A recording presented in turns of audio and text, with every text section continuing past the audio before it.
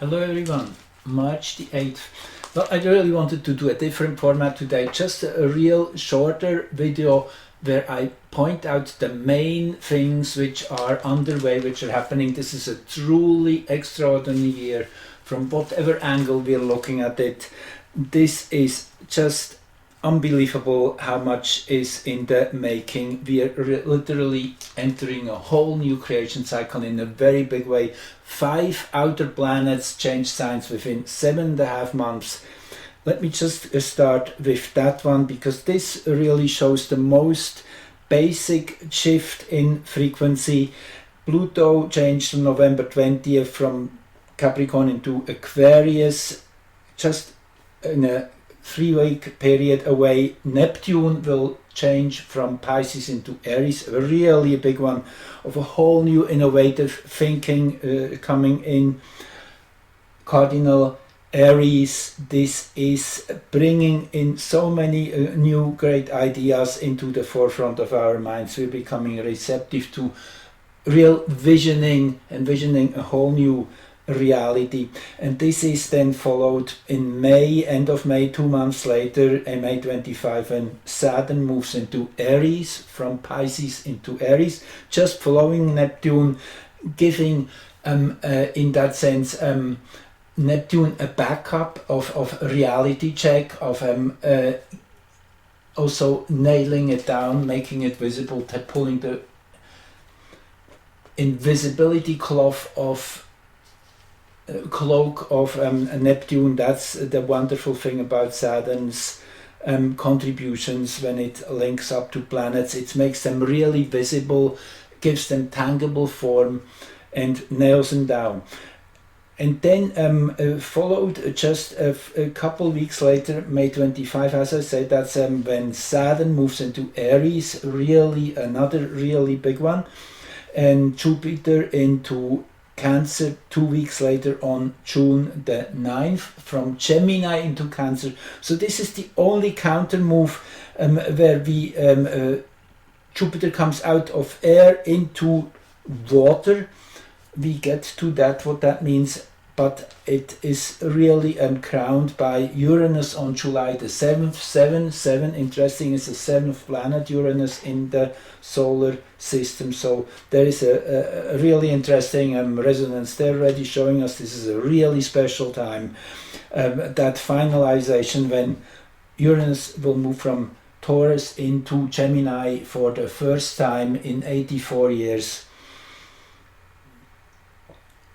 And this will electrify everything in a way of releasing, setting free that Uranian energy in a whole new way. I mean, remember, Pluto is in Aquarius and Uranus signs, so there is a strong resonance, a strong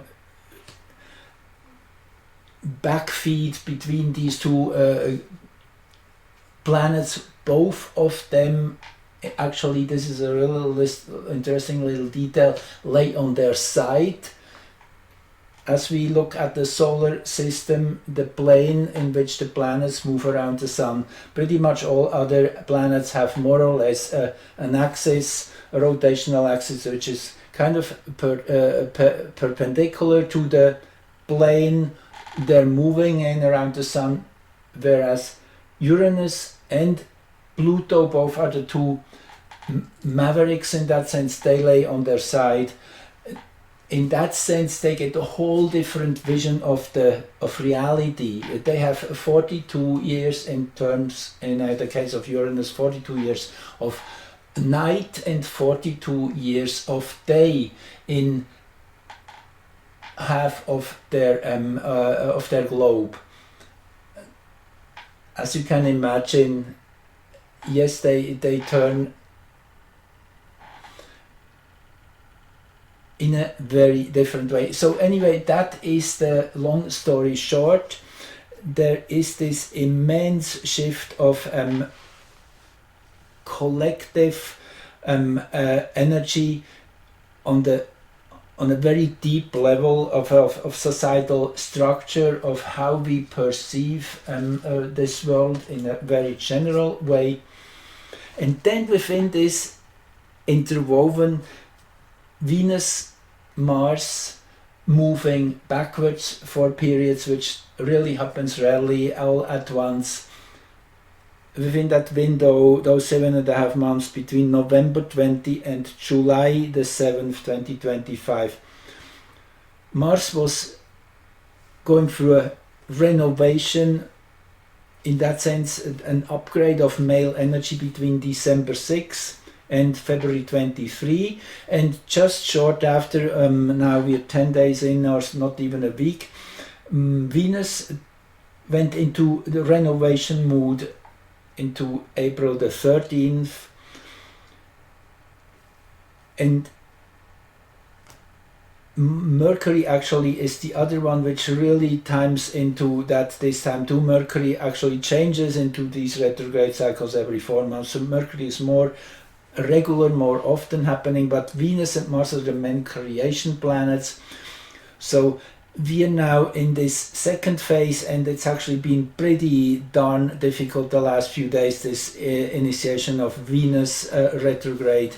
That's why I thought it was important to give you a little heads up in that sense, to say yes, it's we have been working through quite a bit of I would say biting through. That's the hexagram. Venus has just turned retrograde in on the 2nd of Mars. Hexagram 21, biting through, is literally going hard on getting through an obstacle, putting some energy in, getting things into a state where they should be, taking legal action. Even that is one of the notes under this hexagram in the Book of I Ching, the Chinese Book of Changes.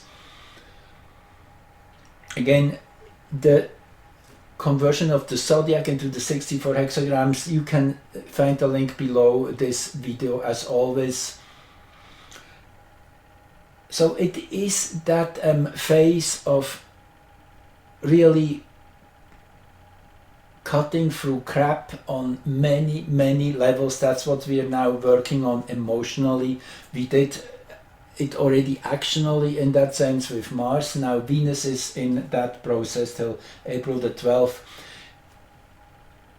Interesting though that Venus will exactly be between Sun and Earth on the 23rd of March, just 2 days after spring equinox, with this Aries energy, and a day later or two Mercury will have also that same experience, being exactly between Sun and Earth, starting its synodic cycle. So this is a very special thing, that mentally and emotionally a new cycle of Venus and Mercury are started right after the beginning of the year, of the natural year, on just shortly after